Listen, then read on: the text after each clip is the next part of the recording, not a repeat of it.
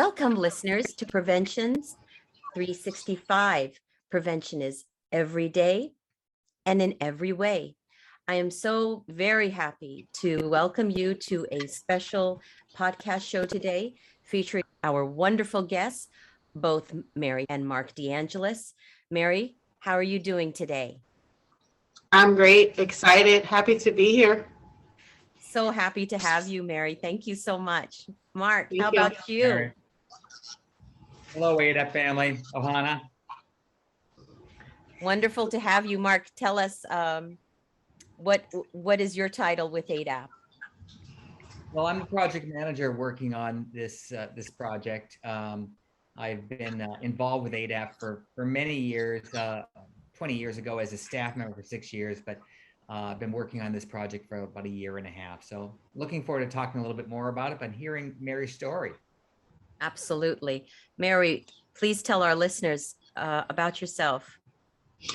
Just a bit who you are and what you do today.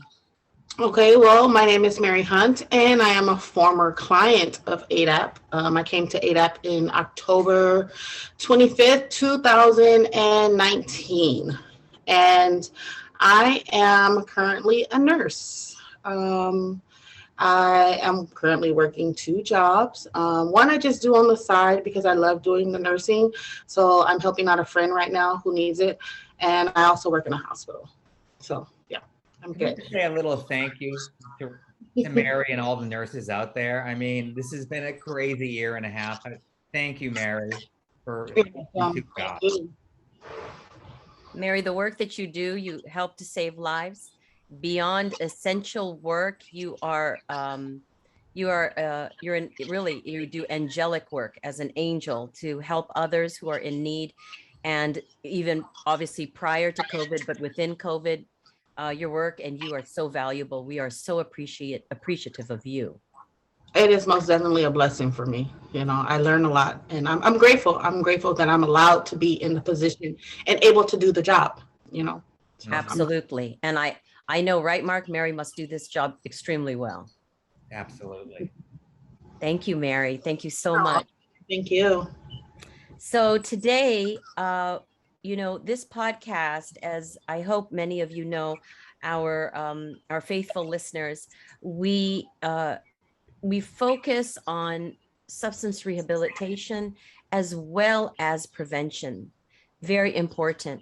And for anyone who knows someone who maybe want to take a new lease on life, to have a new sober lifestyle, we hope that you will extend our information to them, because AADAP is always here and has been here for 50 years by next year, 2022, within the Los Angeles community.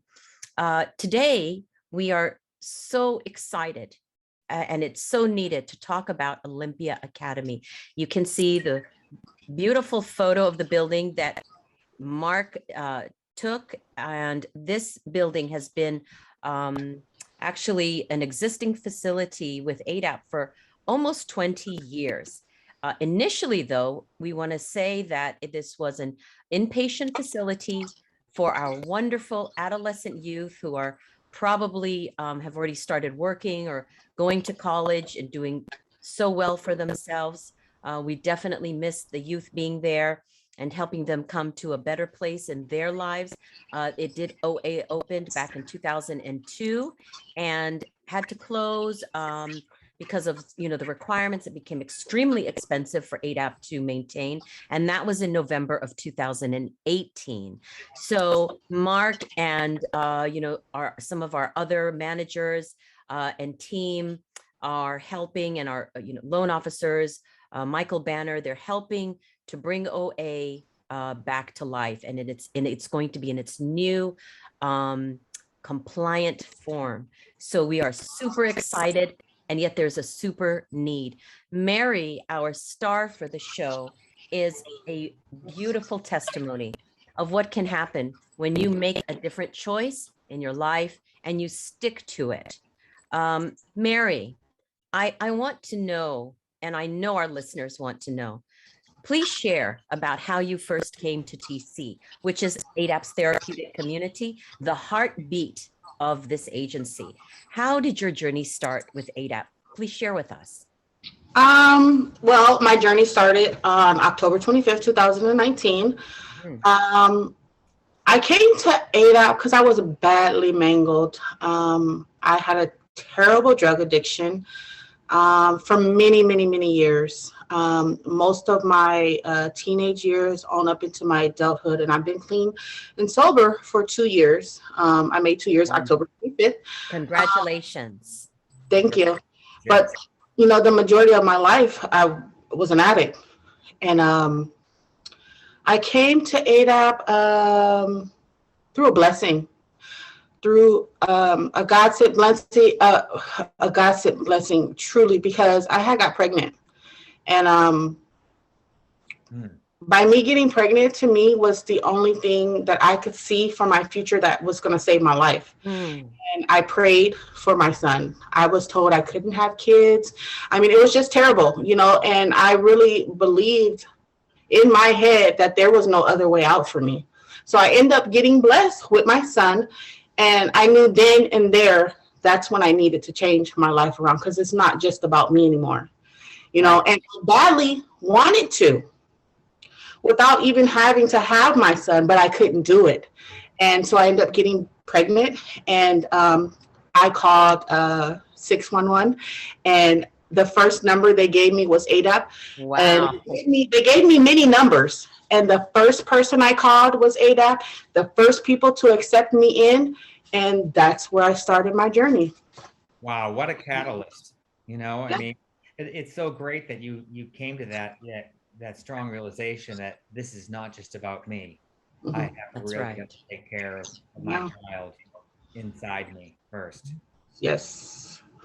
It was hard. It was very, very hard. You know, this is not it's not easy, you know, coming up out of drug addiction, especially when you had it for so many years, you know, and becomes part of your life. That's like a person who works all the time. It becomes part of your daily life. It's a routine. You get used to it. Being an addict is the same thing. You get used to it. It becomes part of your life. And when you don't know no different, you just don't know. You know, and that's how I was. I didn't know.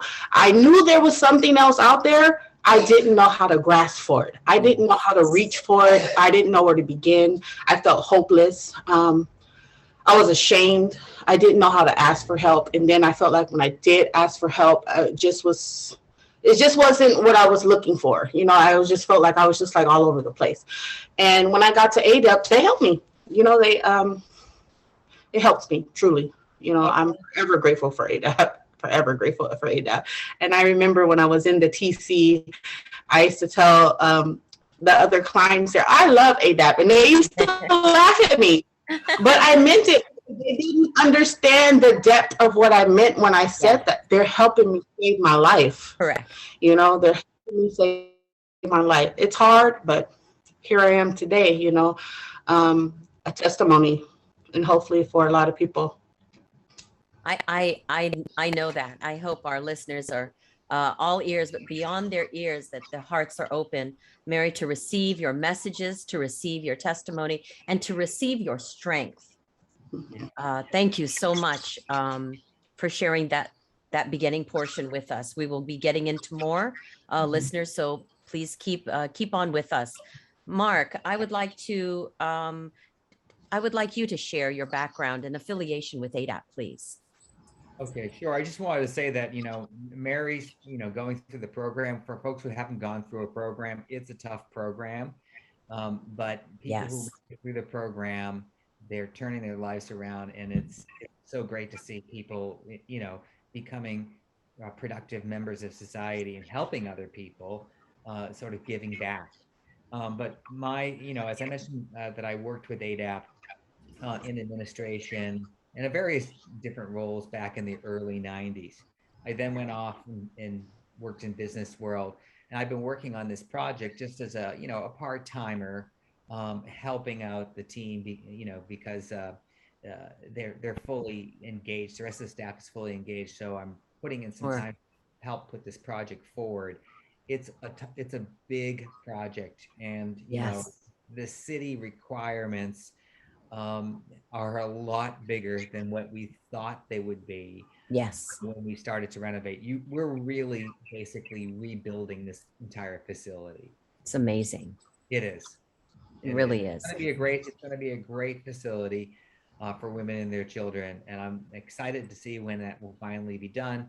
But we're in the midst of it right now. It's very exciting, Mark. Very exciting. We did a Facebook Live podcast post. Was it just this week? And when we went through the building, it is amazing how many facets of this facility are going to be upgraded. I mean, it's going to be beautiful for the women and their children, and really looking forward to this. So Mark, we're AADAP is absolutely, without any doubts, really so fortunate to have you on board with this project and taking that lead. Thank you, Mark. Thank you very much. Thank you, Mark. Yeah, really appreciate your professional, ability and your knowledge. Your knowledge base is tremendous. When we were going through the building, Mark, the way when you were looking over the blueprints, I was just like in awe. I said, this is incredible. So there are 2 levels, as you can see in the photograph, 2 levels, and it's basically a full house. Mark, again, how many rooms are 6? So we were previously we were licensed for 16 beds. 16, yes. So that would be, if we have 12 women and 4 children, that counts as 16 beds. Right. So we know that the program is going to, as people come in and out of the program, that the number of children is going to fluctuate. Yes. But we want to make sure that we're able to handle, however many that is. And that's the challenge is going to be, of course, we're not just going to, babysit the children. We're Sure. going to engage the children and help teach the children and help them, give them a head start. And some of these are going to get a lot of a head start that they may not have, have gotten in the past. But this will be very helpful for them.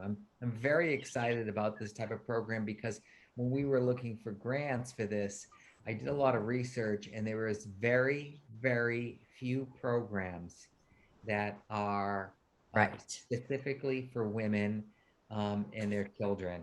And so this would be just a handful, and I'm saying like 5 programs across LA County. Wow. Very small. Very small. And we're going to go into that more, Mark and Mary, later into the podcast. Going to be very interesting what we're going to continue to talk about. And, this leads me back then to Mary, when you were explaining sharing with our listeners about how you first came to TC. And then Mark, when you also shared your perspective, I couldn't help but remember when I had first started at AADAP, which was now, I can't believe this, but 2 decades ago. And I'm so grateful for that time that I've had with AADAP and with the client population and with the staff and the board members. I was told, though, at the very beginning, if you can make it through AADAP, Mary, you've got to agree with this, you can do anything. And when I heard that at first, back in 2001, I don't know if it was Mike Watanabe who told me, someone told me, Al, I'm not sure, but they said, if you can graduate from AADAP, if the clients can graduate from AADAP, they will get through anything. Yes. I completed my course in the TC, and then I also went to outpatient with AADAP. So I continued on with AADAP. Wonderful part of AADAP. I had double the pleasure of dealing with AADAP, and I'm, like I said, forever grateful. I think I'm grateful. So Mary, on that subject, my question to you is that I want you to share with the listeners, what was the reason that you chose TC? I want you to share more about the significance of receiving treatment at AADAP and at TC and even outpatient. What was the reason you chose when 611 gave you that number? Well, honestly, I really didn't know what a TC was. I never, this was my first time trying to recover from my addiction, especially I didn't know what a TC was. I didn't know what anything was or anything. When I got there, I was scared. I was scared. You know, I didn't want to be there. It was hard. It was hard, you know, but I had to reprogram my thoughts and let myself know why I'm here. And if I allow it to work, it will work, you know, because when you first get there, you think like, you know, your mind is so trained to all of these negative things, and then not wanting to have the help. And so you come up with like all these ideas and not allowing and trying to understand what the TC is there for. And that's to help you, you know, and that's what I had to realize, that these people are trying to help me, you know, and it was extremely hard. I had to basically reprogram my thoughts. I had to do a lot of writing. I had to go over my writing and reread it. And I would write about anything. Every day, every night before I went to bed, I would write pages of just how my day was. And I would go back and reflect on it and see what part it was that was so hard for me. And then the next day, I would try to work on that. Mm-hmm. And things just started getting better. You know, I started allowing them to help me and shutting up, sitting down and putting the cotton in my mouth and just doing what they tell me to do, you know. And being addict, you don't like people telling you what to do. You know, you just, you know, you're used to living your life the way you want to, how you want to, and you're not being part of society or any of that, you know. And that's basically what I had to do. I had to just sit down, shut up, and allow them to work their magic on me. Because I know I was terrible, you know, in some situations. You know, I had a lot of spots that were really hard for me. Some spots were more harder than others. Sure. Yeah. So the places that was hard for me, and I had to really just like try to humble myself with that. So humility, it sounds like, Mary, humility and compliance was kind of your two really seems, correct me if I'm wrong, but two of the very important driving forces. Is that correct? Yes, most definitely. Most definitely. And sometimes when you're recovering, you have to be humiliated, because I mean, you can't, that's just what it is. You know what I mean? And that's what I had to do. Now today, I don't see it as that. I see it as help. Right. You know, at the time it was like, you can't tell me, you can't, you know, and you know, you're not right, I'm right, you know, just all these things that's trying to block me from receiving the help that I badly needed, you know. So most definitely the humbleness, that's where the humbleness had to kick in, and I had to allow myself for the humiliation. And the sad thing about it was, it wasn't even really humiliation. It was just, I was going to say that, understanding and not knowing. You know, that's what it was. It's so hard, just to add on what you said, Mary. I mean, it's so hard, even without substance abuse correct issues, for someone to be so vulnerable, to have someone else give them critique in order to improve themselves. That's very hard for people. We grow up in a society where we think that we can handle them in ourselves and always know how to take care of ourselves. Yes. Sometimes you have to say, a deep breath and listen to what someone else has to say, because you know what, they're trying to help me, and I can't always do everything myself. You know what I did notice though, the things that AADAP have taught me applies to the real world. That's right. It applies to the real world. And because like when my boss tells me something, you know what I mean? Like when your boss tells you to do something, or you're just working, and the people in the environment that you're in, you know, sometimes you have to stop and just be like, okay, you know, weigh your options. You can't just jump off at the mouth. It's not always going to be your way. You know, you just have to just stop. And the humiliation or whatever it may be, or how you feel about it, sometimes that's just what you have to do, you know. And that sometimes I get like that. Sometimes my boss is like, look, you need to slow down. And sometimes I be wanting to like, look, no. But you know, he's right. You know what I mean? I have to stop and look and just reassess. Yeah, reassess. You know what I mean? And I don't take anything too personal nowadays. You know, so yeah. I mean, whatever you do in life, there's always going to be times when you make a mistake. That's right. You have a boss, and they're going to say you need to do it this way. It's just the way the world works. We all have bosses, and we're all going to make mistakes, and we just have to go, okay, that's a part of life. Move on. I'll take that. Thank you, and move on. So in TC, right? Isn't that right, Mary? They call that LEs, your learning experiences. Experience, most definitely. That applies to life. And that's why, AADAP is so, it's just so vital, because it's not only just the substance rehab that takes place, it's actually the learning to become self-sufficient. Yes, that part. And be able to function, right? Yes. And you don't recognize that when you're there. No. I see a lot of AADAP in me today that I couldn't see then, because I'm like, wow, I learned that from AADAP. That's you right. know, I see a lot of AADAP in me, them learning experiences and, talks with Mr. Simpson and, just like, Absolutely. then I was like, oh, this is crazy. But today, right. I'm like, oh my God, yeah, they were right. They were right. That usually happens. You can apply it to anyone. I won't put any names. I always say, give you about 10 years, you're going to come back and say, dang, you were right. Yeah. And that is the case. We can all relate. And that's the good thing about AADAP. They teach you how to live your life. That's right. How to live life in the real world. It's not just they throwing things at you or anything like that. It all is going to be part of your life. Once you really get to where you want to be, you're going to recognize and realize okay, I see now. I get it. So Mary, talking, I'm just thinking also when we mentioned James Stinson, who is President Director of Therapeutic Community of TC. When you were with your child and I guess you had given birth to your son, TC does welcome mothers. And obviously now with this new OA facility, this is specifically geared for mothers and their children.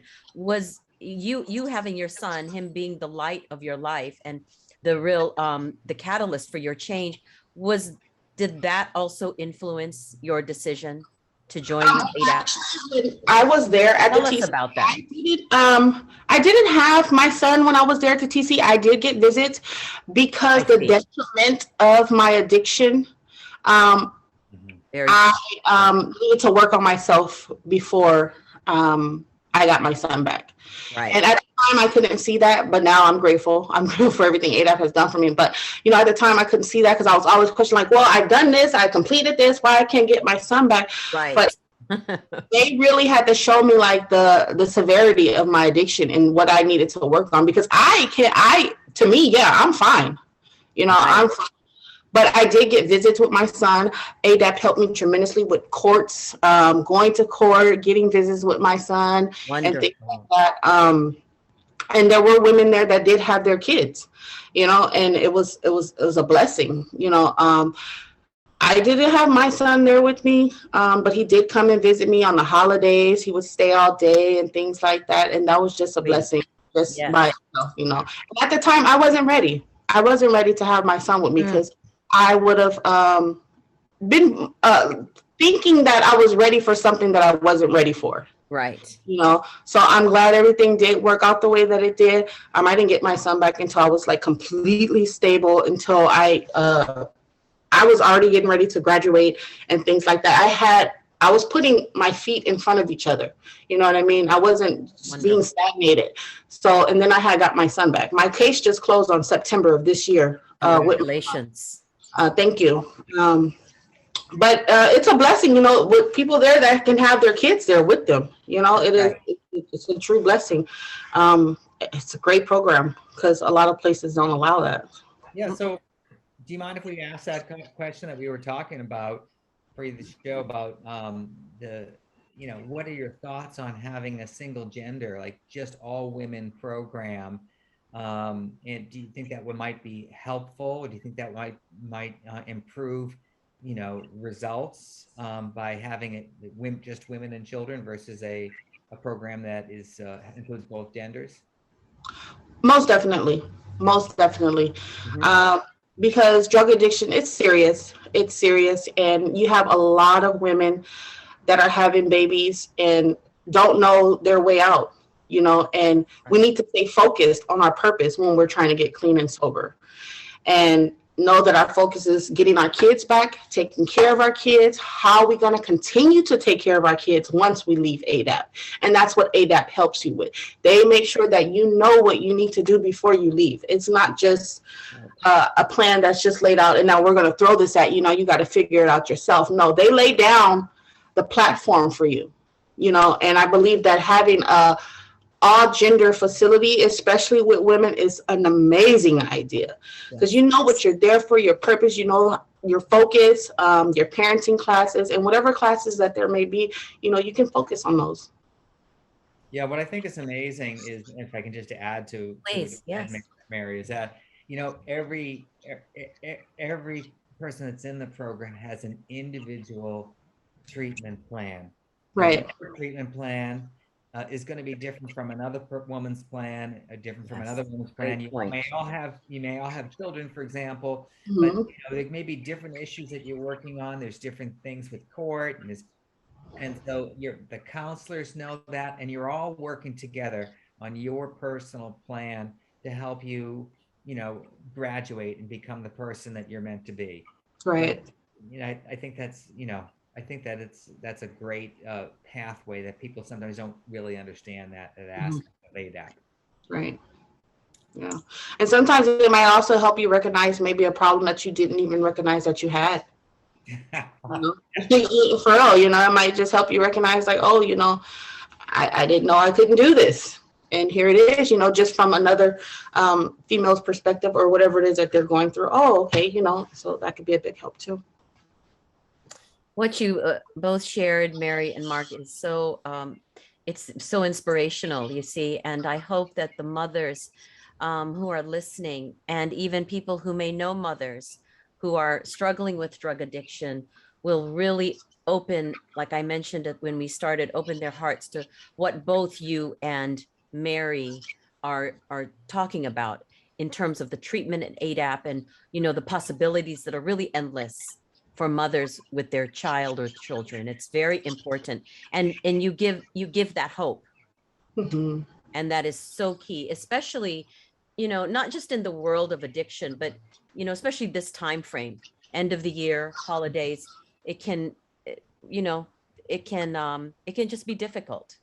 So your story is a really beautiful one of hope, and just to go forward and keep going forward. It's very important. And with that humility and, an ability to say, okay, just to say, okay, and I will comply. I also, I mentor young women, that are either on drugs or that have kids and, just living maybe a wild life or anything like that. So I'm all for the opening of, what is it, OA? OA, yes. Yeah, Olympia Academy. definitely, So. Well, we will definitely call on you because, I've been a 20-year mentor in professional development at USC, but mentoring to me is hugely important, and it's a very, very giving of you. And this is a season of giving, That's so to right. speak. Correct. Give of your time to mentor people because it makes a difference. You don't always get a lot of things. Really does, Mary. You get some thank yous, but it truly makes a difference. You're impacting someone's trajectory. That's right. Yeah. Thank you so much. Yes, Mark, go ahead. I just wanted to say, I don't know if we're going to get a chance to talk about it, but there, since we are talking about giving, there are some things that, yes, we're thinking about this program and some things that the program could need, obviously we're going to get the right plumbing in it, and the tiling and the electrical work and the framing and all that stuff. That's part of our, loans that we've been putting together to get. But then there's some things that are sort of outside of that, as we think about, people they want to help out, that we can really use. So I know that we're going to have children in the ages of 0 to 5, making sure that we have the right computers and tablets to help with learning. Kids today, they have to know that technology, and it's a must. Help them get a head start. Yes, we still have books and toys and things like that, but these type of things would also be helpful. we'll have an outside area for the women and the children to, to relax and wind down. But it might be nice to have a nicer couple of tables versus the ones that the program will call for. Same thing with umbrellas and keeping the sun out. And so there's sort of tactical things like that if someone is wanting to help out in that perspective, um, those are ways to go a little bit above and beyond, to help make this place look and feel as much as a home As a home, and that's a right. learning experience as we can. And again, all that stuff really helps with improving the results, and having more women graduate, lower recidivism, which Mary, I got to say, is you went to one program and you came, you were an exception, Except, yeah. and Exceptional. exceptional. And exceptional, Mary. Yeah. So it does happen. Recidivism happens and people relapse. That's right. And then they come back. That is actually sort of a natural course for a number of people, not everyone. And so, reducing that rate is super important as well. That's right. That's right. And for the listeners, and those who are all interested, or if you know someone who is interested, we're definitely going to have that, listed out and available for you to take a look at again. But you can always call AADAP and get a hold of any one of us, and we are more than happy to help you, with that process of, helping us out with OA. Mark, before we and Mary, before we come to a close in just a little bit here, Mark, I wanted to ask you too. Can you share with our listeners what are some of your motivations about you being so instrumental in this rebirth of Olympia Academy? Well, I mean, I was a staff, but I've also been a long-term supporter, financial Yes. supporter. Thank you. Yes. For 20 years, because I believe in the cause. I saw firsthand by working there, and I've been fortunate in my life. And so I do like to give back. I mean, AADAP's not the only place I give back. I give back to a number of different causes and organizations, but AADAP is one of the larger ones that I give a little bit more money Yes. for. And part of it is because of my friendships that I've established there, but also because I know it works. That's right. And it's needed, and I have the ability to do so. So that's sort of the motivation. When Mike Watanabe approached me about seeing if I could help out a few hours a week, Mm-hmm. I'm not a full-time staff. I'm helping out on a consulting basis on a few hours a week Right.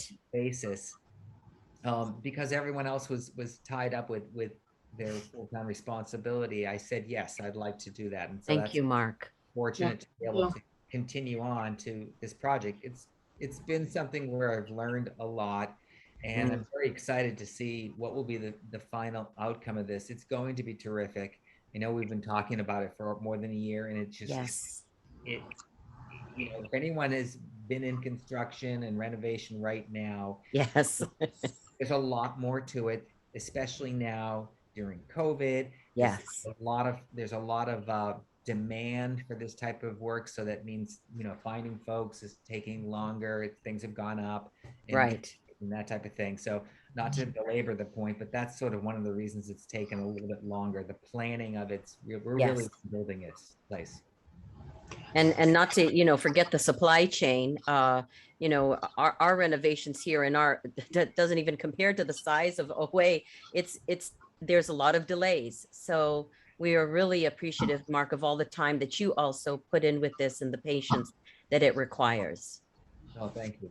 Yes, thank you so much, Mark.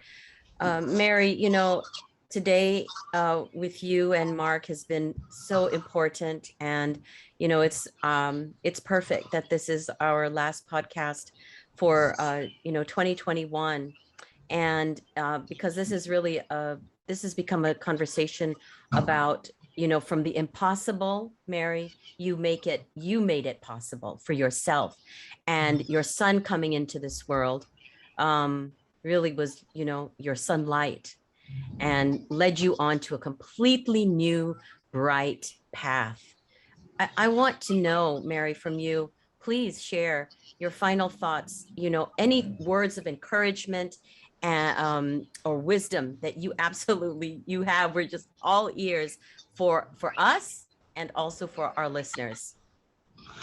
Well, I have came a very long way, but I do also attend my AA meetings and things like that. Mhm. And one of the things that I learned was you have to get out of yourself, and that's what I try to do a lot. I try to get out of myself. I try to help people. I love helping people. I love helping people. I want to start writing a book. I already have the name for it. I want to write a book just about my journey in life. And Wonderful. but and is you have to don't be scared. You have to ask for help. Ask for help and be willing to accept it.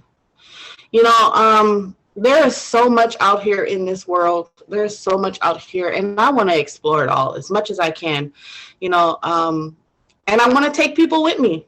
I don't want to do this by myself. I love helping people. I have a few young girls that I mentor. I go downtown. I feed people. I stop on the street and just talk to people. If I see somebody just like down and out, I'll stop just to have a conversation with them, take them to get something to eat. So it's always good to give back, to help other people. Wow. That's awesome. Yeah, and I teach my son to do the same thing. He's 2 years old. I teach him to do the same thing. And just, I don't know, I'm still amazed. I'm still amazed. Some days I wake up and I just got to say, thank you, God. And like I said, always to try to include somebody in my life that may not be where I'm at today.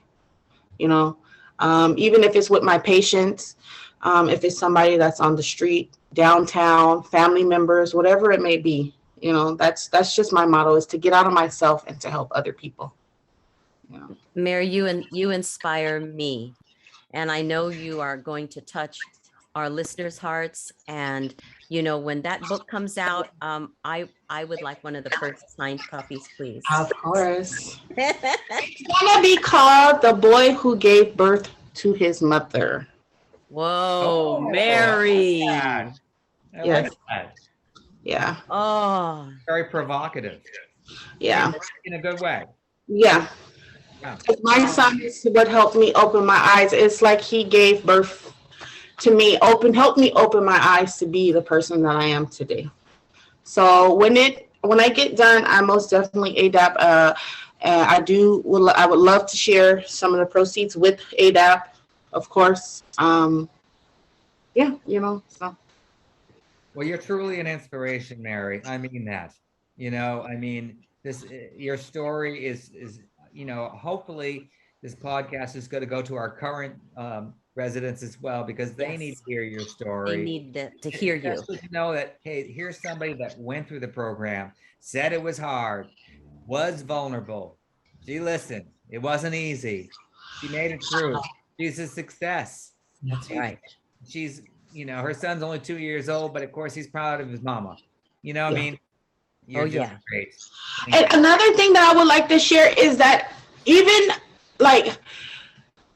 I'm still scared. I still get scared of reaching certain obstacles in my life. I was scared to do this, but sometimes you have to do it, and now I'm grateful. I'm happy. I'm excited. This is just something else that I get to put in my book that I did, so just, it's, life can be scary, especially when you're trying to turn your life around and do something different. It's scary. And that's a lot of the times that's what stops us from getting to where we want to be, or be the person that we think we should be or want to be, and sometimes you got to face that fear. Because like I said, I'm still scared on some of the things that I have to do. Not every day I want to wake up and go to work and work 16 hours a day. You know what I mean? But I got to do it, and at the end of the day, guess what? I'm happy I did it. That's right. Happy I did it. Everyone who has trying new experiences is still scared of things. That's Yeah, right. that's part of life. It's part of life. Well, it comes to, AADAP's motto of that people need people. So just as Mary, it's important, and the clients and anyone hearing this, even though you came to AADAP for our help, actually, it's so beautiful. Mary, we also look to you. And as a nurse, as an essential worker, the life giving that you do, we come to you. So always remember your value. And to our clients, those who have been with us, may need to come back or have gone on forward, or to our present clients and any future clients, your story can be just this in your own way. And AADAP is always here. And for any questions that you may have, you can always reach us through our website, which is www.adapinc.org, calling the corporate office at 2900 Crenshaw Boulevard, Los Angeles, 90016. And our number is, again, 323-293-6284. And TC is open 24/7. Big love and kudos to James Stinson, who runs a 24-hour ship at AADAP, and to all the staff there. They are amazing. And Mark, anything else you would also like to share? No, thank you. Thank you, everyone. Happy holidays. Remember, Mark, holidays. Happy holidays to everyone. And remember, prevention is every day and in every way. Hope to see you soon, friends. Bye-bye. Bye. Bye.